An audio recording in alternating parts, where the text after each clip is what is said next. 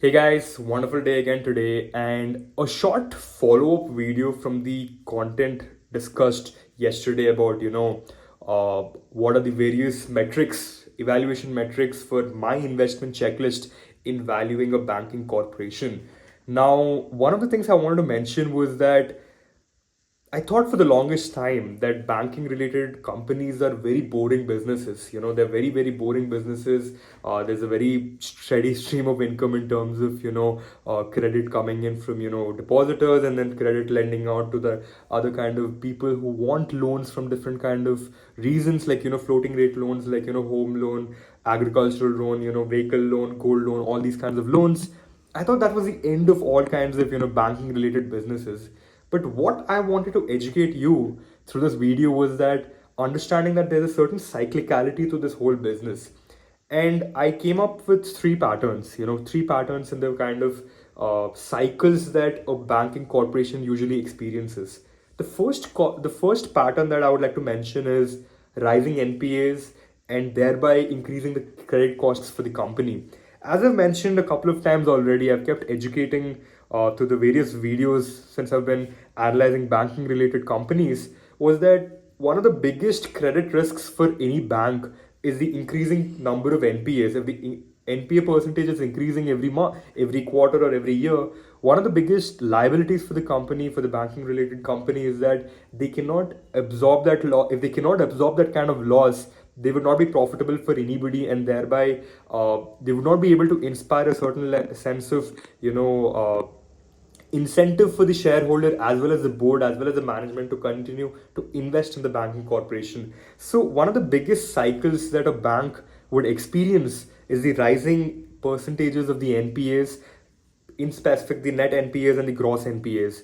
So what is the biggest amount of, what is the cover against NPAs for any bank is usually the provisions that they really, set aside for bad loans, for, countering the credit risk that they're incurring from these NPAs, is that increasing the amount of provisions for each of these NPAs, that are soon about to be NPAs, each of these loans that are soon about to be classified as an NPA. So that is one of the biggest cycles that I've experienced and noticed in every banking related corporation, at least for like the last 5 to 6 years that any bank would usually experience, right? Another cycle that I want to mention is that repo rate cuts.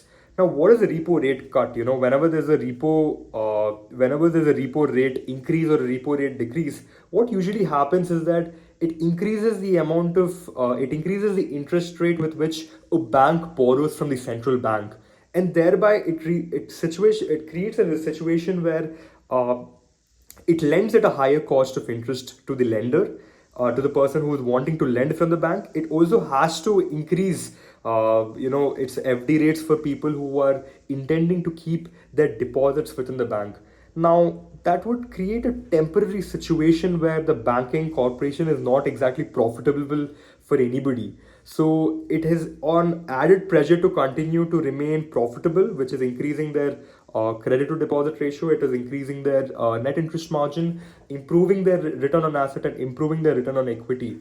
All these four metrics can only be possible if the bank has very strong management and very strong governance in being able to tell the shareholders and anybody, the management and like the broader management spectrum, that hey, listen, the repo rate cut or the repo rate increase has happened. This is how we are trying to like counter this, this news from the central bank.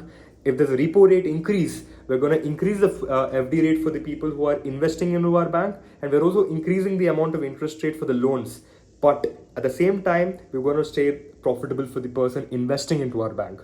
At the same time, if there's repo rate decrease, what happens is less and less people would be investing into the bank, because their interest rate for the FD rate would be interest rate for the FD for the fixed deposit would be reducing. So they would have to improve, incentivize the customer to continue investing into the bank through FDs and retail, recurring deposits in various different ways, by giving different kind of products to the consumer, while at the same time maintaining their interest rates for the loans, just so that they can continue to remain profitable for the people who are investing into the bank.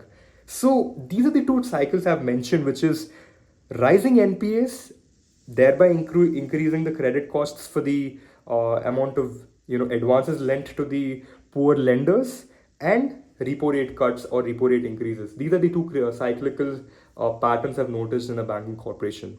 Until next time.